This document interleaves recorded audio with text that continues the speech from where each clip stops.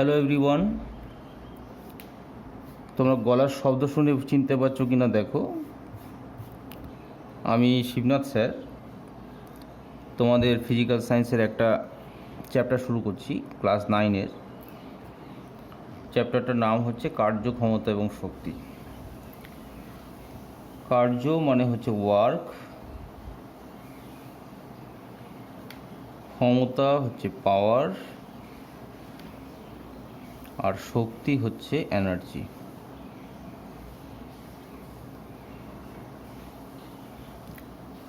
বিজ্ঞানে কার্য, ক্ষমতা এবং শক্তি চ্যাপ্টারের প্রয়োগ আমরা বহু জায়গায় পাবো।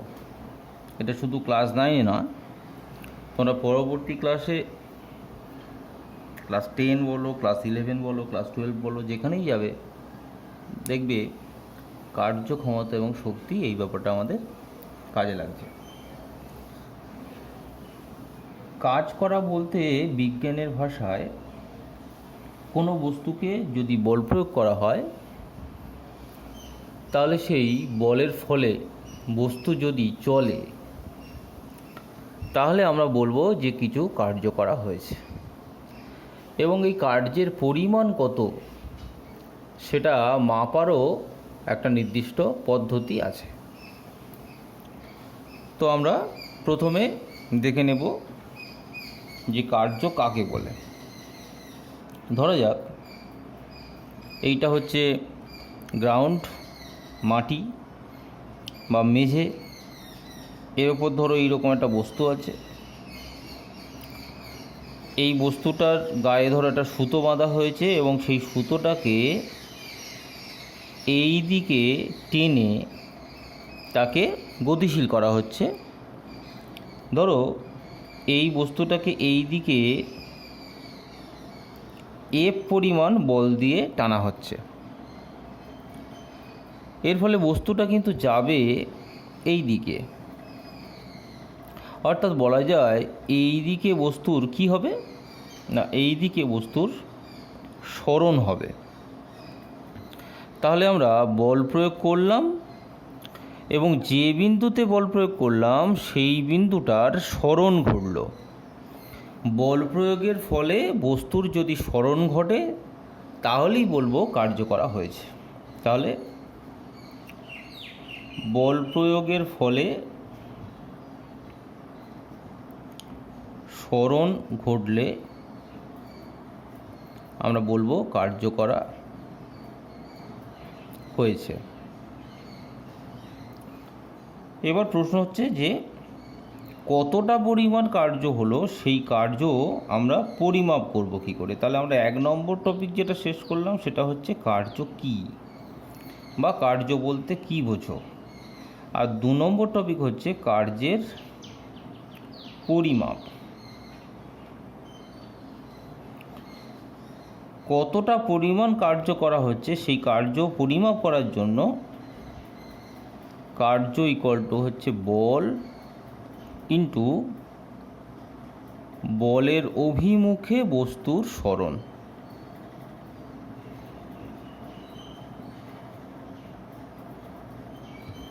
এই দুটো জিনিস গুণ করে আমরা তাহলে কার্য পাবো। তাহলে একটা উদাহরণ দেখাচ্ছি। ধরা যাক এই বস্তুটা, এই বস্তুর ওপর এই দিকে আমরা বল প্রয়োগ করেছি এবং এই প্রযুক্ত বলের মান হচ্ছে 10 নিউটন। তোমরা জানো বলের একক হচ্ছে নিউটন। আর এই বলটা প্রয়োগ করার ফলে বস্তুটি ধরো এই পর্যন্ত গতিশীল হলো, অর্থাৎ আমরা এই বল দিয়ে টেনে বস্তুটিকে এই পর্যন্ত নিয়ে যাচ্ছি। এখান থেকে এই পর্যন্ত বস্তু যে সরে গেল, বস্তুর এই সরণের মানটা ধরো 8 মিটার। তাহলে কার্য পরিমাপ করার জন্য যে ফর্মুলাটা উপরে আমরা পেয়েছি, সেই ফর্মুলাতে প্রথমে কি আছে না বল আছে। আমরা এখানে বলের মান কত দেখতে পাচ্ছি না, বলের মান দেখতে পাচ্ছি 10 নিউটন, তাহলে বসিয়ে দেওয়া হলো। আর সরণের মান কত দেখতে পাচ্ছি না, সরণের মান দেখতে পাচ্ছি 8, তাহলে দুটো গুণ করলে আমরা পাচ্ছি 80। আর এর একক তাহলে কী হবে না, বলের একক হচ্ছে নিউটন আর সরণের একক হচ্ছে মিটার, তাহলে নিউটন ইন্টু মিটার। এই নিউটন ইন্টু মিটারকে আলাদা একটা নাম দেওয়া হয়, সেই নামটা হলো জুল। অর্থাৎ এক্ষেত্রে আমরা যে পরিমাণ কার্য পেলাম সেটা হচ্ছে 80 জুল। আরও একটা উদাহরণ দেখাই। যদি আমরা বস্তুটিকে এই দিকে বল প্রয়োগ করতাম, প্রযুক্ত বলের মান একই আগের বারের মতো 10 নিউটন, তাহলে মাটিতে রাখা কোনো বস্তুকে যদি এই দিকে বল প্রয়োগ করা হয়, তোমরা তোমাদের বাস্তব জীবনে দেখেছো যে একটা বস্তুকে এই রকমভাবে অনেক সময়ই বল প্রয়োগ করা হয়। ধরো কোনো ভারী জিনিসকে টেনে টেনে এক জায়গা থেকে নিয়ে যাওয়া হচ্ছে, এই টেনে টেনে এক জায়গা থেকে আরেক জায়গায় নিয়ে যাওয়ার জন্য কিন্তু প্রযুক্ত বল এই রকমভাবে কাজ করে। একটা রোলার কেটে যদি টেনে টেনে এক জায়গা থেকে আরেক জায়গায় নিয়ে যাওয়া হয়, বা একটা টানা গাড়ি বা হাত রিক্সা, এই সমস্ত জিনিসের ওপর যখন বল প্রয়োগ করা হয় তখন বল কিন্তু এই রকমভাবে কাজ করে। বল এই রকমভাবে কাজ করলেও এক্ষেত্রে বস্তুর সরণ কিন্তু এই দিকে হয়, অর্থাৎ আমরা যেদিকে বল প্রয়োগ করলাম সরণ কিন্তু সেই দিকে ঘটল না, সরণ অন্য দিকে ঘটল। এবং প্রযুক্ত বল আর সরণের মধ্যে একটা কোণ তাহলে আছে। এই যে কোণ আছে, এই কোণটাকে যদি আমরা থিটা ধরি, তাহলে বস্তু এখান থেকে ধরো চলে গেছে এই রকম একটা জায়গায়, তাহলে সরণ কতটা ঘটলো, এইটা হচ্ছে সরণ। ধরো সরণ হচ্ছে এস মিটার, এসের মান আমি ধরেই নিই, এসের মান হচ্ছে ধরো 10 মিটার।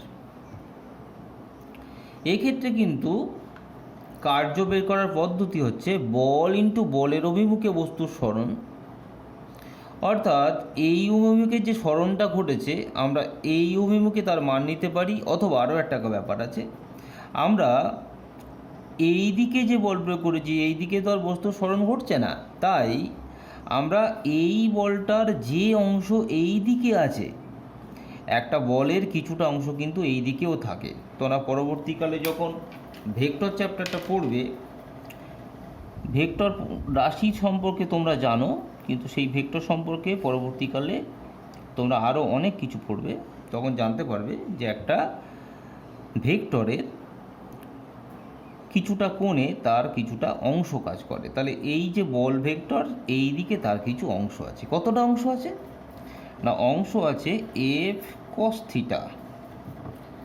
এখন যেহেতু আমি ক্লাস 9-এর স্টুডেন্টদের জন্য পড়াচ্ছি, ক্লাস 9-এ যারা পড়ো তারা এই কস থিটা জিনিসটা কি এটা বুঝতে পারবে না। আমি অল্প করে একটু কস থিটা জিনিসটা কি সেটাও বলে রাখি পাশে। কস থিটা কি না, থিটা হচ্ছে একটা কোণ বা অ্যাঙ্গেল। তাহলে কস থিটাটা কি, দেখো আমি এই যে ত্রিভুজটা এঁকেছি, এইটা হলো একটা সমকোণী ত্রিভুজ, এবং এই জায়গাটায় যে অ্যাঙ্গেলটা আছে সেটা হলো 90 ডিগ্রি। এই ত্রিভুজের এই কোণটা যদি থিটা হয়, তাহলে কস থিটাকে ডিফাইন করা হয়েছে এই রকমভাবে না, কস থিটা ইকুয়াল টু হলো ভূমি বাই অতিভুজ। আমাদের ছবিতে ভূমিটা হচ্ছে বিসি, অতিভুজ হচ্ছে এসি। তাহলে বিসিকে এসি দিয়ে ভাগ করলে আমরা কস থিটা পাবো, সেই কস থিটার কথা এখানে বলা হচ্ছে। তাহলে এক্ষেত্রে বস্তু যেদিকে সরণ ঘটেছে সেই দিকে বলের কিছুটা অংশ আছে, সেই অংশটার মান হলো এফ কস থিটা। তাহলে এক্ষেত্রে কার্য বা ওয়ার্ক ডব্লিউ ইকুয়াল টু বল না বলে এই দিকে যে উত্তরটা বলা আছে সেই বলটা নেব, অর্থাৎ এফ কস থিটা নেব, আর সরণের জায়গায় এস বসাবো, অর্থাৎ হয়ে যাবে এফএস কস থিটা। কার্য ডব্লিউ ইকুয়াল টু হয়ে যাবে এফএস কস থিটা। অর্থাৎ পুরোপুরি কার্যের মান পেতে গেলে এফ এবং এস জানলেই চলবে না, সঙ্গে এই থিটা কোণটাও জানতে হবে। এটাকে আবার আরও একরকমভাবে লেখা হয় এফ ডট এস। এটা ক্লাস 11-এ যারা পড়বে তারা জানবে। W equal to F dot S. যারা 9-এ পড়ছো তারা এই পর্যন্ত জানলেই চলবে। কার্য W equal to F S cos theta. আশা করি তোমরা কার্যের পরিমাপ মোটামুটি বুঝতে পেরেছো। আমি কার্যের পরিমাপ সম্পর্কে আরও কিছু বলবো এখানে।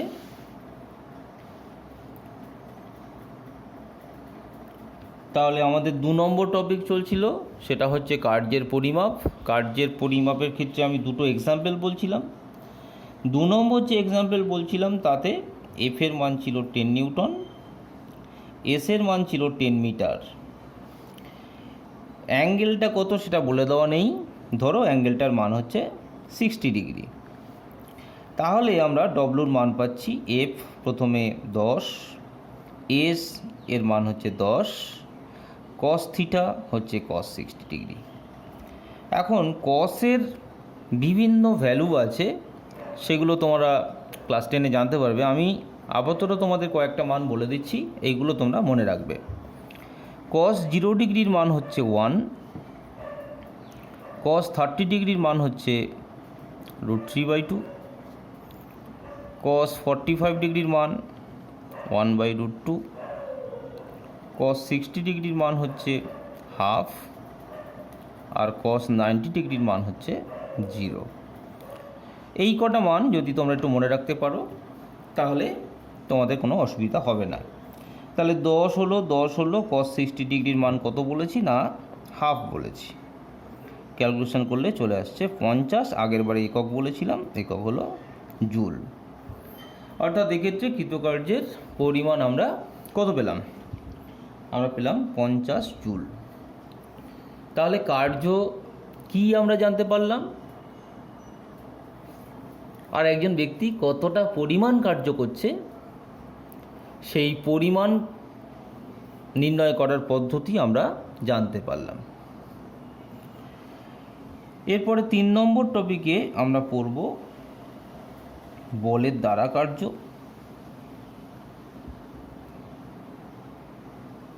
ও বলের বিরুদ্ধে কার্য।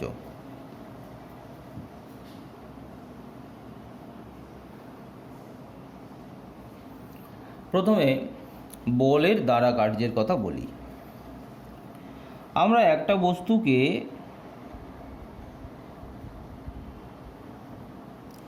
যেদিকে বল প্রয়োগ করলাম, বস্তু যদি সেই দিকেই চলে, ধরো এই বস্তুটাকে আমরা এই দিকে বল প্রয়োগ করেছি আর বস্তু চলছেও এই দিকে, অর্থাৎ প্রযুক্ত বল এফ এদিকে কাজ করে, প্রযুক্ত নয়, বল প্রয়োগের ফলে বস্তুর যে সরণ, সেই সরণ এস সেটাও কিন্তু এই দিকে কাজ করে। এই বল এবং সরণ একই দিকে যদি কাজ করে তাহলে আমরা যে কার্য হচ্ছে তাকে বলবো বলের দ্বারা কার্য।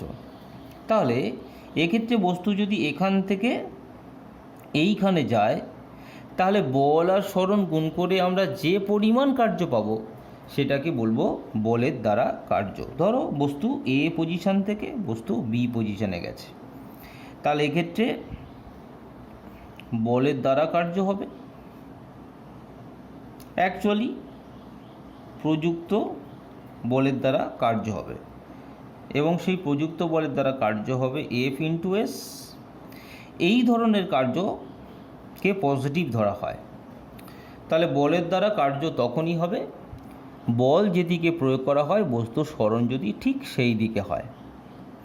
তোমাদের মনে হতে পারে আমরা বল যেদিকে প্রয়োগ করি বস্তুর সরণ তো সবসময় সেই দিকেই হয়, কিন্তু ব্যাপারটা প্রকৃতপক্ষে নাও হতে পারে।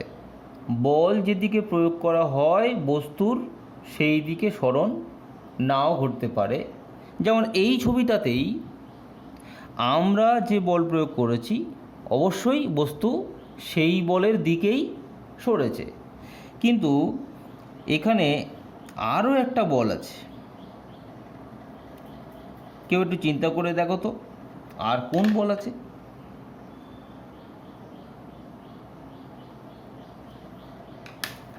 আমরা যখন F1 পরিমাণ বল বাইরে থেকে প্রয়োগ করে বস্তুটাকে এই দিকে সরণ ঘটানোর চেষ্টা করব, সঙ্গে সঙ্গে বস্তুর এই দিকের এই সরাটাকে আটকানোর জন্য বস্তুর গতির উল্টো দিকে কিন্তু একটা বল একটা বল উৎপন্ন হয়। ক্লাস 8-এ যারা ফিজিক্যাল সায়েন্স ভালো করে পড়েছে তাদের হয়তো মনে থাকতে পারে যে কোনো বস্তু যখন আর একটা বস্তুর সংস্পর্শে থেকে গতিশীল হওয়ার চেষ্টা করে তখন ওই সংস্পর্শ তলে বস্তুর গতিকে আটকানোর জন্য একটা বিরুদ্ধ বল কাজ করে। এই বিরুদ্ধ বলটার নাম হচ্ছে ঘর্ষণ বল। তাহলে এখানে F2 বলে যে বলটা দেখানো হয়েছে সেটা হচ্ছে ঘর্ষণ বল। তাহলে দেখা যাক ঘর্ষণ বলের দিক কী আর সরণের দিক কী। এই বস্তুর ওপর ঘর্ষণ বল ক্রিয়া করছে, কোন দিকে ক্রিয়া করছে? পশ্চিম দিকে ক্রিয়া করছে। অথচ বস্তুটার সরণ কোন দিকে ঘুরল? না, বস্তুর সরণ কিন্তু এই দিকে ঘুরল। তাহলে যদি জানতে চাওয়া হয় ঘর্ষণ বলের দ্বারা কার্যকত, ঘর্ষণ বলের দ্বারা কার্য কিন্তু আমরা পাবো -F2 × S। ঘর্ষণ বল যেদিকে ক্রিয়া করছে বস্তুর সরণ তার উল্টো দিকে হচ্ছে, তাই এই ঘর্ষণ বল দ্বারা কার্যকে আমরা বলের বিরুদ্ধে কার্য বলবো।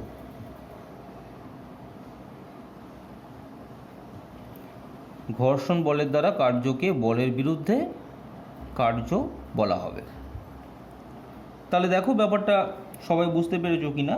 বলের দ্বারা কার্য হবে যদি বল যেদিকে প্রয়োগ করা হয় বস্তু সেই দিকে সরে, আর বলের বিরুদ্ধে কার্য হবে যদি বল যেদিকে প্রযুক্ত হচ্ছে বস্তুর সরণ অন্য যে কোনো কারণে উল্টো দিকে হয়, তাহলে সেটাকে আমরা বলবো বলের বিরুদ্ধে কার্য। বলের দ্বারা কার্য পজিটিভ হয়, বলের বিরুদ্ধে কার্য নেগেটিভ হয়। কেন নেগেটিভ হয় তারও ব্যাখ্যা আছে, সেটা ক্লাস 9-এর পক্ষে উপযুক্ত নয়, আমি সেটা বলছি না। আমরা বলের বিরুদ্ধে কার্যের আরও একটা এক্সাম্পল দিতে পারি। আরেকটা এক্সাম্পল হচ্ছে, ধরা যাক একটা বস্তুকে মাটি থেকে উলম্বভাবে উপরের দিকে ছুঁড়ে দেওয়া হলো। মাটি থেকে উলম্বভাবে একটা বস্তুকে উপরের দিকে ছুঁড়ে দেওয়ার পর কি দেখা যায়? না, বস্তুটি মাটির ওই বিন্দু থেকে কিছুটা উপর পর্যন্ত উঠে যায়। তাই A থেকে B পর্যন্ত বস্তুর সরণ ঘুরল, কিন্তু A থেকে B পর্যন্ত চলার পথে বস্তুর উপর একটা বল কাজ করে। সেই বলটা হলো বস্তুর ওজন, যার মান হলো mg। m হলো বস্তুর ভর, g হলো অভিকর্ষজ ত্বরণ। তাহলে অভিকর্ষ বল বস্তুর উপর কাজ করছে নিচের দিকে, আর বস্তুর সরণ ঘটছে উপরের দিকে। তাহলে বলা যায় A থেকে B পর্যন্ত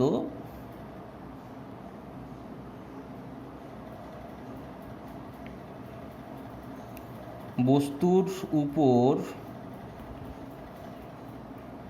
অভিকর্ষ বলের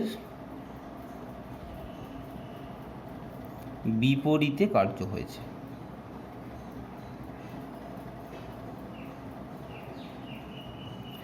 আবার বস্তু A থেকে B তে গিয়ে কিছুক্ষণ পরে B থেকে A তে ফিরে আসে।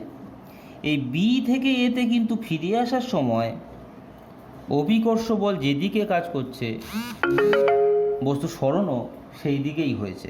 তাই B থেকে A পর্যন্ত সরণের ক্ষেত্রে অভিকর্ষ বল দ্বারা কার্য হয়েছে।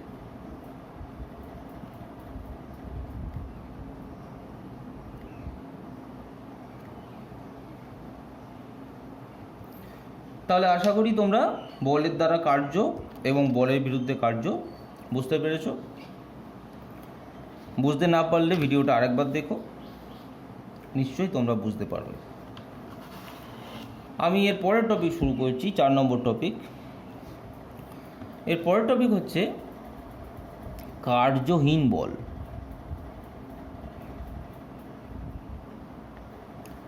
কার্যহীন বল বা নো ওয়ার্ক ফোর্স। কার্যহীন বল হলো এমন এক প্রকার বল যেখানে কার্যের মানটা হয় শূন্য। তাই কার্যহীন বল আমরা কাকে বলবো? বল প্রয়োগ করেও যদি দেখি যে কার্য শূন্য হয়েছে, তাহলে আমরা সেই রকম বলকে বলবো কার্যহীন বল। আমরা কার্যের সমীকরণ দেখেছি, W equal to F S cos theta. এই সমীকরণ থেকে তোমরা দেখো ডব্লুর মান শূন্য হতে পারে, বল শূন্য নয় অথচ ডব্লু শূন্য। এটা কীভাবে হতে পারে? না, যদি এস 0 হয় তাহলেও ডব্লু শূন্য হবে। অর্থাৎ বল প্রয়োগের ফলে যদি কোনো বস্তুর স্মরণ না ঘটে, তাহলে সেক্ষেত্রে কোনো কার্য হচ্ছে না। এই রকম ধরনের বলকে আমরা বলবো কার্যহীন বল। যেমন ধরো একটা দেয়ালকে যদি ঠেলা হয়, তাহলে বল তো প্রয়োগ করা হচ্ছে, কিন্তু দেওয়ালটার কি কোনো স্মরণ ঘটছে না। অর্থাৎ দেওয়ালটির স্মরণ এস ইকুয়াল টু 0।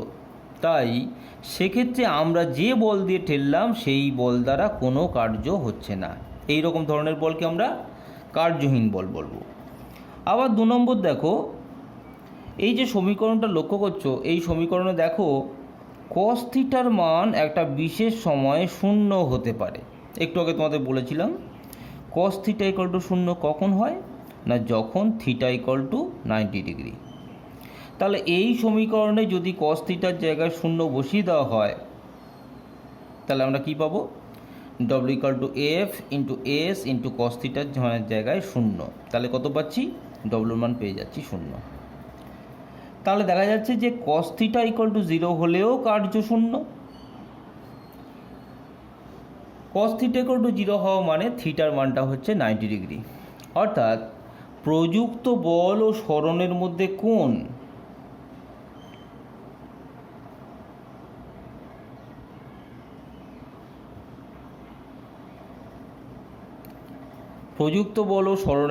কোণ যদি 90 ডিগ্রি হয়, তাহলেও কার্য কিন্তু শূন্য হয়। আমরা এই রকম বলকেও কার্যহীন বল বলবো।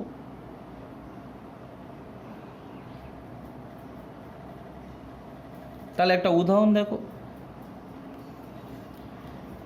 বল প্রয়োগ করা হচ্ছে, বস্তুর স্মরণও ঘটছে, কিন্তু প্রযুক্ত বল আর স্মরণের মধ্যে কোণ হচ্ছে 90 ডিগ্রি। ধরো একজন ব্যক্তি হাতে একটা সুটকেস নিয়ে হাঁটছে। মোটামুটি আমি একজন ব্যক্তি আঁকলাম, এইটা হচ্ছে তার হাতের একটা সুটকেস। এই সুটকেসটা নিয়ে হাঁটছে।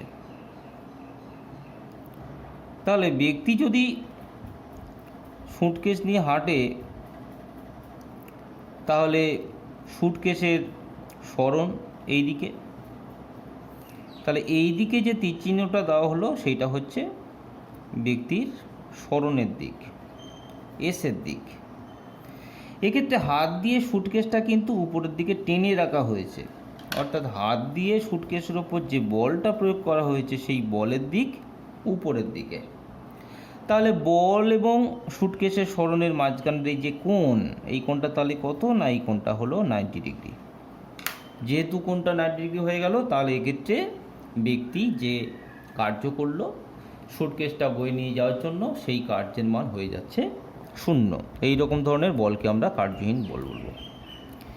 আরও একটা উদাহরণ দেখে নেওয়া যাক। আর একটা উদাহরণ হচ্ছে, তোমরা জানো সূর্যের চারিদিকে পৃথিবী একটি বৃত্তাকার কক্ষপথে পরিভ্রমণ করে। ধরো এইটা হচ্ছে সূর্য আর এইখানে হচ্ছে পৃথিবী। এই ডটেড লাইনটা হচ্ছে কক্ষপথ। তা সূর্যের চারিদিকে পৃথিবী যখন আবর্তন করে, তখন সূর্য কিন্তু পৃথিবীকে একটা বল দেয়। কি বল দেয়? সূর্য পৃথিবীর ওপর যে বল দেয় সেই বলটাকে আমরা বলি মহাকর্ষ বল। এই মহাকর্ষ বল পৃথিবী এবং সূর্যের সংযোজক সরলরেখা বরাবর ক্রিয়া করে। ছবিতে তীরচিহ্ন দিয়ে দেখানো হয়েছে। এই মহাকর্ষ বলের ক্রিয়ায় পৃথিবীর যে সরণ হয় সেটা কিন্তু বৃত্তাকার পথে। বৃত্তাকার পথে কোনো বস্তু সরণ হলে সেই সরণের দিক কিন্তু ধরা হয় বৃত্তের স্পর্শক বরাবর। তাহলে পৃথিবীর সরণ কিন্তু এই স্পর্শক বরাবর। তাহলে এই দিকে বস্তুর সরণ এস কাজ করে আর এই দিকে বল এফ কাজ করে। তোমরা জানো ব্যাসার্ধ এবং স্পর্শকের মধ্যে কোণ কত হয়? 90 ডিগ্রি হয়। তাহলে এক্ষেত্রে মহাকর্ষ বল দ্বারা কৃতকার্য কত হলো? এক্ষেত্রে মহাকর্ষ বল দ্বারা কার্য কিন্তু হয়ে গেল 0। অর্থাৎ সূর্যের চারিদিকে পৃথিবীর ঘূর্ণনের সময় মহাকর্ষ বল দ্বারা কৃতকার্য হয়ে যাচ্ছে 0। তাই এক্ষেত্রে মহাকর্ষ বল একটি কার্যহীন বল হিসাবে কাজ করে। তাহলে আশা করছি তোমরা বুঝতে পারছো। আমি পরের টপিক শুরু করছি। পরের টপিক, আজকের ভিডিওর লাস্ট টপিক শুরু করছি। আমরা কার্য যতবার পরিমাপ করলাম, যতগুলো এক্সাম্পল প্রবলেম আমরা করলাম, প্রত্যেকটা ক্ষেত্রে কার্যের একক বসানো হয়েছে। তা আমাদের টপিক হচ্ছে কার্যের এই এককটা কি।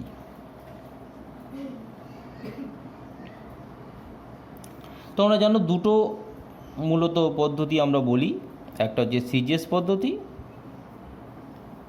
আর একটা হচ্ছে এসআই পদ্ধতি। তা সিজিএস পদ্ধতিতে আমরা আগে জেনে গেছি কার্য মানে হচ্ছে বল ইন্টু সরণ। সিজিএস পদ্ধতিতে কার্যের একক হবে বলের জায়গায় বসবে ডাইন আর সরণের জায়গায় বসবে সেন্টিমিটার বা সংক্ষেপে সেমি। এই ডাইন ইন্টু সেমিকে আমরা সংক্ষেপে বলি আর্গ। তাহলে সিজিএস পদ্ধতিতে কার্যের একক হয়ে গেল আর্গ। এরপর আমরা এসআই পদ্ধতির কথা বলি। এসআই পদ্ধতিতে কার্যের এককের জন্য আবার বলের একক লাগবে, সরণের একক লাগবে। এই বলের একক হচ্ছে নিউটন আর সরণের একক হচ্ছে মিটার। নিউটন আর মিটার এই দুটো একককে গুণ করলে নতুন যে একক পাওয়া গেল তাকে বলা হয় জুল। তাহলে সিজিএস এবং এসআই এই দুটো পদ্ধতিতে কার্যের একক আমরা পেয়ে গেলাম আর্গ এবং জুল। এই যে আর্গ এবং জুল পাওয়া গেল, এই দুটো একককে বলা হয় কার্যের পরম একক, অ্যাবসলিউট ইউনিট। নেক্সট হচ্ছে দেখো আর্গ এবং জুলের মধ্যে সম্পর্কটা কি। 1 জুল ইকুয়াল টু বলা যেতে পারে 1 নিউটন ইন্টু 1 মিটার। আমরা যদি আর্গে যেতে চাই তাহলে নিউটন রাখলে চলবে না, কারণ আর্গের মধ্যে ডাইন আছে। তাই 1 নিউটন সমান আমরা লিখে দিলাম 10⁵ ডাইন। আবার মিটার রেখা যাবে না, মিটারটাকে নিয়ে যেতে হবে সেন্টিমিটারে। 1 মিটার সমান কত সেন্টিমিটার? না 100 সেন্টিমিটার। তাহলে 10⁵ আর 100 যদি গুণ করা হয় হয়ে যাচ্ছে 10⁷। আর ডাইন আর সেন্টিমিটার গুণ করার ফলে আমরা পেয়ে যাচ্ছি আর্গ। তাহলে 1 জুল ইকুয়াল টু হয়ে যাচ্ছে 10⁷ আর্গ। এটা হলো জুল এবং আর্গের মধ্যে সম্পর্ক। এছাড়া দেখো জুল এবং আর্গ এদের ডেফিনেশনগুলো খুব সহজে পাওয়া যায়। জুলের ডেফিনেশন যেমন নিউটন আর মিটার গুণ করা হয়েছে, তাই জুল কাকে বলে যদি বলে তাহলে বলতে হবে কোনো বস্তুর উপর 1 নিউটন বল প্রয়োগ করার ফলে বস্তুটি যদি ওই বলের অভিমুখে 1 মিটার সরে তাহলে যে পরিমাণ কার্য হয় তাকে আমরা 1 জুল বলবো। আবার যদি আর্গের ডেফিনেশন বলে তাহলে বলতে হবে যে কোনো বস্তুর উপর 1 ডাইন বল প্রয়োগ করার ফলে বস্তুটি যদি ওই বলের অভিমুখে 1 সেন্টিমিটার সরে তাহলে যে পরিমাণ কার্য করা হলো তাকে আমরা বলবো 1 আর্গ। এরপর দেখো আমরা আরও এক ধরনের একক পাবো, সেই এককটাকে বলা হয় অভিকর্ষীয় একক।